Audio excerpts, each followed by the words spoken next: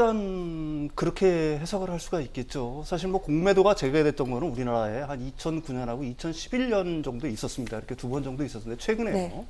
근데 그 당시에 이제 조정이 한 5%에서 한 6% 정도 됐었어요. 근데 이번에는 좀 다르죠. 조정이 거의 이루어지지 않고 있는데 이유가 있다라고 할 수가 있습니다. 2009년하고 2011년 정도를 돌이켜 보면은 네. 사실 그때는 국제적인 상황들이 굉장히 안 좋았었어요. 그리스라든지 이태리의 그 유럽발 그 재정 위기들도 있었고요. 영국도 또 뭐 브렉시트 때문에 신용등급 하락이 됐었고, 그다음에 북핵 위기가 막 점증되는 때였댔죠. 근데 지금은 주식시장 같은 경우가 비교적 빠른 안정세를 보이는 이유는 그런 어떤 위험 요인이 비교적 없다라고도 얘기할 수가 있겠죠. 그것들이 이제 가장 큰 요인이 될 거고요. 무엇보다도 시장이 지금은 계속 상승 일본도 이렇게 오지 않았습니까?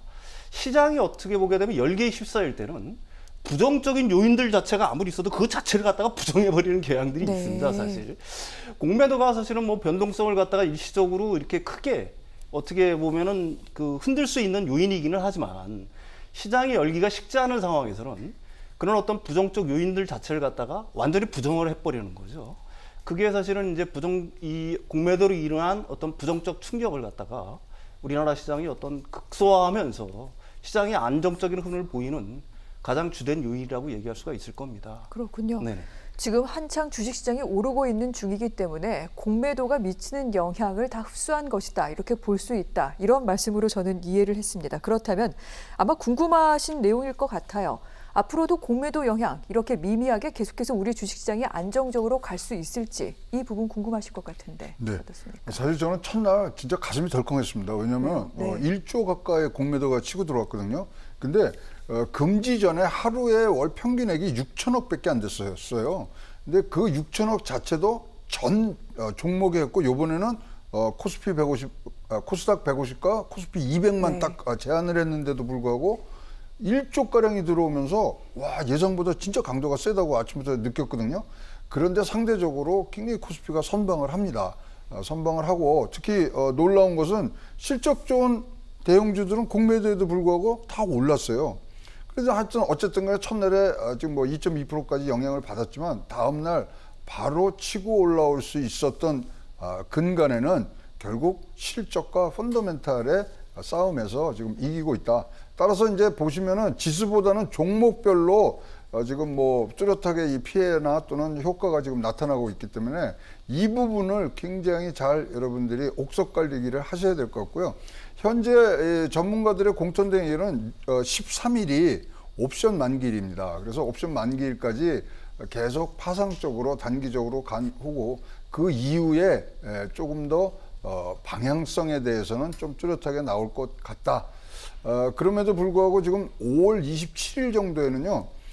코스피 200하고 코스닥 150에 그 편입되어 있는 종목을 바꾸게 돼 있어요. 그러니까 공매도 대상이 지금 바뀔 수가 있거든요. 네. 그래서 지금 좀 잠잠하고 있다. 또 지금 6월 달에는 뭐가 있냐면요. 우리나라가 모간 스탠리의 그 MSCI라는 지수에 지금 사실은 우리나라가 신흥시장으로 돼 있거든요. 선진시장으로 우리가 편입이 만약 된다면 굉장히 우리의 주가에 지금 원동력을 좀 줄 수가 있습니다. 네. 그러면 지금 뭐 우리가 예상하는데 한 60조 이상의 외국 돈이 지금 들어올 수 있는 부분들이 있기 때문에 어쨌든 잘 피했고 그런 두 가지 그러니까 옵션 만기일까지 다 해서 세 가지의 이벤트를 지나봐야 공매도가 진짜로 우리에게 힘든 상황을 만들 것이냐. 근데 이번엔 진짜로 공매도가 들어와서 고평가되고 이런 부분들에 대해서 공격한 거를 보면은 옥석 가리기 하는 데는 굉장히 좋은 그런 또 지침서가 됐기 때문에 여러 가지를 조금 더 지켜봐야 되지 않느냐 이렇게 보여집니다. 그렇군요. 아직 뭐 이 공매도가 우리 주식시장을 뒤흔들지는 않았다라고 평가하기에는 몇 번의 변곡점이 더 남아 있고 짧게는 6월까지는 좀 더 볼 필요가 있다. 이렇게 정리를 해주셨는데 공매도라고 얘기했을 때 순기능은 거품을 걷어내는 기능을 한다라고 얘기를 합니다. 하지만 역기능 같은 경우에는 과도하게 주식의 투기 세력에 몰려서 이 개미 투자자들의 이 투자한 그 주식을 뭐 예를 들어 작전을 걸어서 떨어뜨린다든가 해서 많은 또 우리 주식시장을 뒤흔들 수 있다 이런 얘기를 하기도 하는데 방금 말씀하신 대로 그렇다면 공매도 거래 규모가 어떠한지 이 부분도 좀 살펴보도록 하겠습니다. 저희가 정리한 날은 공매도가 시작된 지 둘째 날입니다. 지난 4일 전체 규모가 8,612억 원이었는데 이 가운데 외국인 자금이 85%를 차지하고 있습니다. 그리고 5월 5일은 쉬는 날이었고요. 바로 어제 이제 셋째 날이었는데 전체 공매도 거래 규모가 8,200억이었습니다. 이 가운데 외국인의 거래 자금이 90%를 차지했습니다. 지금 보신 대로 공매도에서 대부분을 차지하는 것은 외국 자본입니다. 그래서 외국 자본이 과도하게 개입해서 주가를 떨어뜨리는 것이 아니냐 이런 우려가 계속해서 개미 투자자들 사이에서 나오고 있는데 사실 이러다 보면은 개미 투자자들 특히 2030 세대가 최근 많이 뛰어들었는데 이 분들이 투자 심리가 좀 위축되는 게 아닌가 이런 우려가 나오기도 합니다. 어떻습니까? 네, 그 숫자만 보고서는 그럴 수가 있습니다. 근데 지금 이제 외국인들이 들어오는 것은 뭐 레버러지나 이런 것들을 보고서 들어오기 때문에 롱숏 포지션을 같이 들어옵니다. 그러니까 사고 팔고 길게 갖고 갈 거냐, 지금 빨리 팔아버릴 것이냐, 이 포지셔닝을 하느라고 지금 같이 들어오는 거거든요, 돈이. 그래서 자기네들이 위험을 해지하려고 그러는 겁니다. 그래서 상당수의 금액은 그런 포지셔닝을 위해서 지금 들어온 부분이기 때문에 크게 여러분들이 걱정을 안 하셔도 되고요. 저것은 사실 우리의 증시에 지금 사실 보약이 됐어요. 왜냐하면 상승 모멘텀이 없었는데 외국인 자금이 우리나라는 들어와 줘야지만 되는데 어떤 이유라든지 지금 들어와 있는 부분들이 있는데요.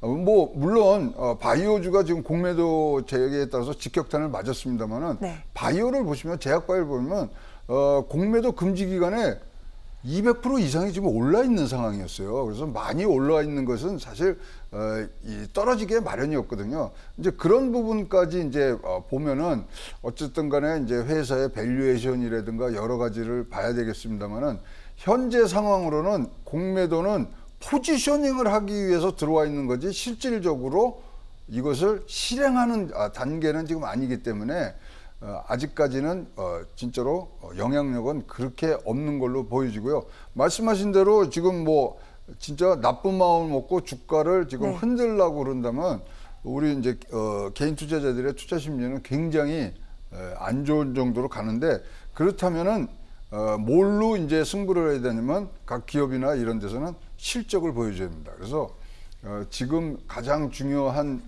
여러분 이 판단 잣대는 실적이 좋은 회사 여기에 여러분들이 가지고 또 지금요 굉장히 재미난 것들은 우리 개인 투자자들이 굉장히 영리해지셨어요. 그래서 공매도가 들어오니까 가격이 떨어지잖아요. 오, 저가 매수의 기회다.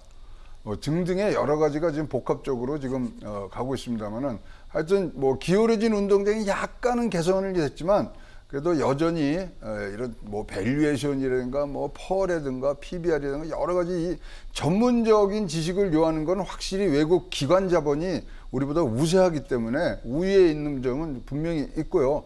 이것을 조금이라도 완화해 줄 수 있는 제도 개선은 아직도 많이 필요하다고 보여집니다. 알겠습니다. 자, 이렇게 공매도 자금 가운데 외국인 자금이 많은 이유는 어떤 주가가 하락됐을 때 이익을 실현하기 위해서라기보다는 주가 상승했을 때 이익을 실현할 때만큼이나 또 하락 시를 대비하기 위한 어떤 그 위험 분산 차원에서 봐야 된다라고 말씀을 하셨는데 다만 이것을 개미 투자자들이 어떻게 이용할지에 대해서는 일단 실적 등등을 좀 눈여겨보면서 저가 매수의 기회로 삼을 수도 있어야 된다. 여러 가지 좀 공부가 필요한 대목이 있다. 이 부분도 강조를 하셨습니다. 방금 기울어진 운동장 얘기를 하셨는데 사실 이번에 공매도 재개하면서 이 당국에서는 개인들도 참여할 수 있고 여러 가지 부분에 대해서 좀 제한이나 이런 것들도 상당히 좀 형사처벌까지 할 수 있도록 제도를 마련해 놨다라고 얘기를 하고 있습니다. 하지만 개인 투자자들 불만이 여전한데 평론가님 보시기에 좀 개선할 여지가 여전한가요? 개인 투자자들 입장에서 본다라고 그러면은 완전히 어떤 기울어진 운동장을 갖다가 완전히 평탄하게 평평하게 만들었다라고 얘기할 수는 없겠죠. 네. 아직도 약간은 뭐 개인 투자자들이 불편하고 좀 불리한 지점이 분명히 있습니다. 대표적으로 두 가지를 들 수가 있는데요. 하나는 배차거래 확정 시스템이라는 게 있어요. 새로 만들었어요. 옛날에 이제 주식을 빌리고 빌려주고 할 때는 그걸 수기로 이렇게 작성을 해서 했었습니다. 네. 이걸 전산화를 시켰어요. 근데 거기에 전산화 대상에 외국인들이 일단 빠져 있습니다. 외국인들이 이 공매도 물량이 제일 많은데 이 부분이 빠져 있다는 거는 굉장히 심각한 문제가 되겠죠. 그게 전산화가 되면은 사실은 일목요연하게 어떤 사람들이 불법으로 공매도를 하는가 안 하는가, 아니면 어떤 주식에 공매도 물량이 많은가 안 하는가 갖다가 거의 실시간으로 파악을 할 수가 있는데, 네. 거기에 이제 외국인들이 빠져 있다는 게 제일 큰 문제가 될 거고요. 또 하나 이제 기울어진 운동장이라고 얘기할 수 있는 거는, 개인들은 일단 주식을 빌려서 파는 거니까 주식을 언젠가는 상환을 해야 되지 않겠습니까? 빌렸으니까. 그 기간이 60일이에요. 그러면 60일이 지나면 일단 개인들은 주식을 사야 됩니다. 그러면 떨어졌던 주식들이, 공매도로 인해 떨어졌던 주식들이 개인들이 사기 시작하면 누군가가 사시면 다시 올라갈 개연성이 있는 거지 않습니까? 이런 게 있는데, 거기에 이제 기관이라든지 외국인들 같은 경우에는 그 기간이 사실은, 상환 기간이 사실은 거의 무제한에 네. 가까워요. 네. 합의에 의해서 언제든지 연장이 가능한 거거든요. 그러니까 이 사람들은 계속해서 하락 압박으로 작용할 수가 있는 거죠. 한번 공매도 친 물량이 자신들이 목표한 목표치에 미달했다라고 하면은 계속해서 공매도를 갖다가 물량을 갖다가 계속해서 가져갈 수가 있는 겁니다. 이 부분이 이제 개인 투자자들 입장에서는 네. 제일 어떻게 보게 되면은 불편한 지점이라고 얘기할 수가 있는 거고요. 네. 이 공매도가 사실은 가격 발간 기능을 갖다가 제 기능을 갖다가 수행을 하려고 하게 되면은 상환 기한이 분명히 있어야 됩니다. 왜 그러냐면은 상환 기간이 있으면 언젠가는 다시 사야 되는 거니까, 네. 한번 팔았던 물량을 사기 시작하면은 그 지점에서는 다시 이제 그 어떻게 되면 주가가 사실은 올라갈 개연성이 많지 않습니까? 옛날에 팔았던 걸 다시 사야 되니까, 되사야 되는 거니까. 근데 그 부분이 없다라고 한다면은, 특히 네. 외국인이라든지 기관들은 그 부분에서 일단 자유로우니까 자신들이 원하는 지점까지 공매도 압력을 갖다가 계속해서 가중시킬 수 있다는 거죠. 이런 점이 이제 개인 투자자 같은 경우는 굉장히 불편한 지점이 될 거고, 이게 완전히 평탄해진 운동장이라고 얘기할 수 없다. 그렇게 이제 개인 투자자들은 생각들을 하는 거고, 저도 거기에는 동의를 합니다. 평론가님, 갑자기 궁금해지는데, 네네. 그렇다면 왜 대차거래 전산화를 외국인들은 거기에 끼워넣지 않은 건지, 그리고 상환 기한은 왜 그들은 자유롭게 놔두는 건지 이유가 궁금합니다. 일단 상환기간이라는 거는 뭐 명분이야 있죠. 개인 네. 투자자들 같은 경우에는 사실은 이제 자금력에서 일단 약하니까 그 기간에서 이제 이렇게 얘기할 수가 있습니다. 주식을 매수하게 되면 저번 네. 시간에도 얘기했지만, 내가 100만 원어치 주식을 샀다라고 그러면 내 최대 손실은 100만 원이면 돼요. 그렇지만 공매도로 했을 때는 그게 아니죠. 네. 주식은 10배까지도 올라갈 수가 있지 않습니까? 이론적으로 10배, 20배까지도 올라갈 네. 수 있는데 손실이 무한대가 되는 겁니다. 따라서 이제 그 어떻게 보게 되면 증거금이라고 보통 얘기를 하죠. 증거금을 보통 받기는 받는데, 그게 이제 그 신용에서 이제 개인 투자자들 같은 경우는 약간 취약한 측면이 있다라고 이제 볼 수가 있는 거고요. 그 다음에 이제 그런 측면에서 이제 기관과 그 어떤 신용이 있기 때문에, 네. 기관이라든지 외국인들 같은 거는 일종의 이제 신용이 있기 때문에 얘가 이제 언젠가는 상환을 할 거라는 그런 믿음이 있다라고 뭐 볼 수도 있는데, 그게 이제 개인 투자자들 입장에서 보면은 굉장히 불리하죠. 네. 어떻게 보게 되면은 그런 점에서는 합의가 이루어져야 될 것 같고요. 대차거래 그 확정 시스템에서 외국인이 빠진 거는 저는 뭐 개인적으로 좀 이해가 안 갑니다. 네. 물론 이제 뭐 그 전산망을 갖다가 어떻게 이제 연결하느냐 뭐 이런 문제들이 있을 수는 있겠죠. 네. 그렇지만 그게 기술적으로 과연 불가능하냐 이런 부분은 저는 의문인 점이 있습니다.